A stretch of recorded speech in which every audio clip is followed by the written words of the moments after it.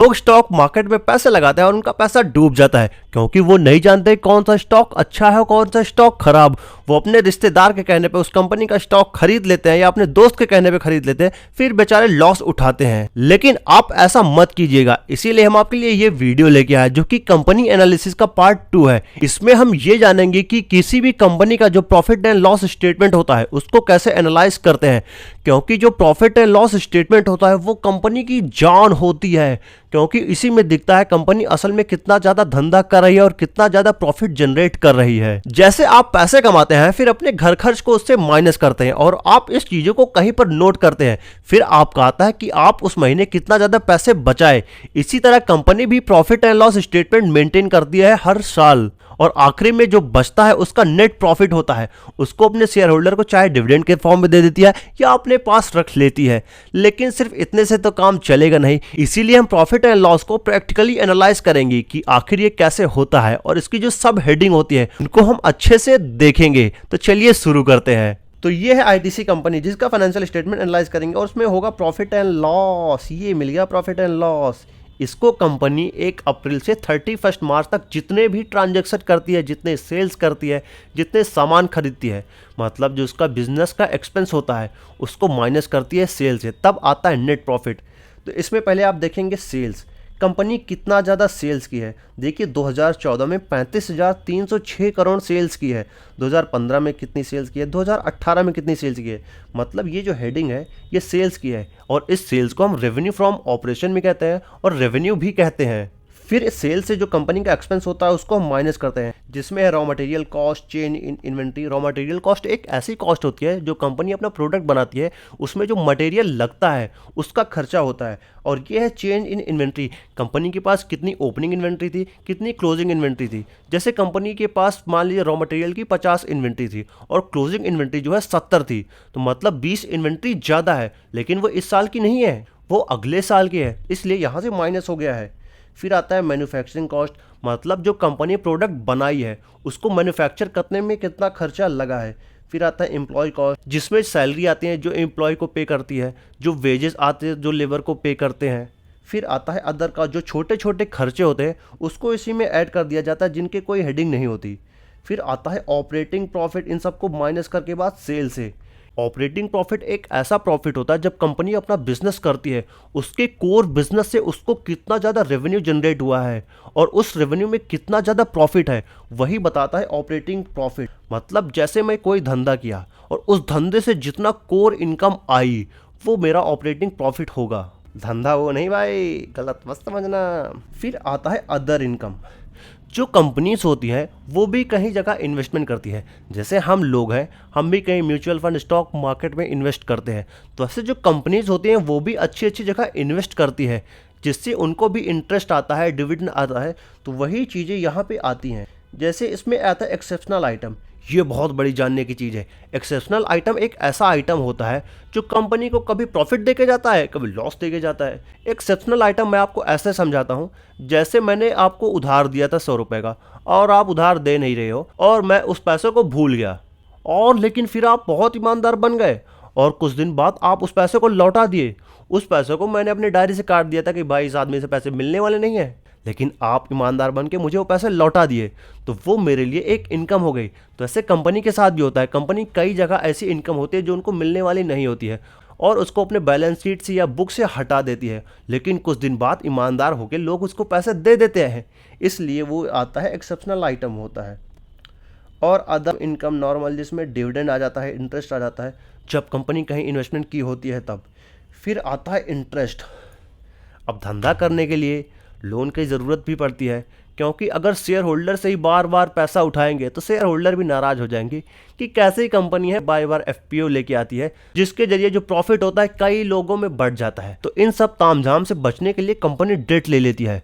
फिर company issue करती है डिबेंचर या कोई बड़ा लोन लेती है और उस लोन पे उनको देना पड़ता है क्या, इंटरेस्ट।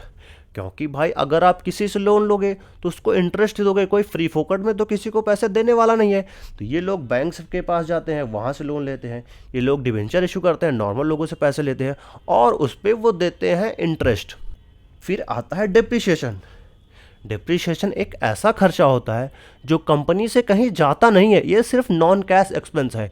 और वहीं जो मैं आपको कैश फ्लो की वीडियो में बताया था कि जो डिप्रिसिएशन होता है उसको ऐड बैक कर दिया जाता है, क्योंकि ये नॉन कैश एक्सपेंस है।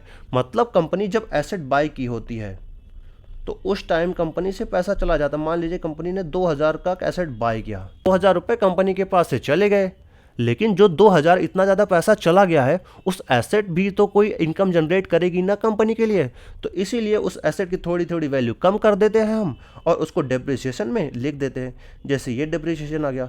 और डेप्रिसिएशन किन किन एसेट पे लगता है? जैसे कंपनी की बिल्डिंग हो गई, उस पर डेप्रिसिएशन लग जाएगा। कंपनी ने कोई मशीन बाय किया तो उस पर डेप्रिसिएशन लग जाएगा। कंपनी ने कोई फर्नीचर बाय किया, उस पर डेप्रिसिएशन लग जाएगा।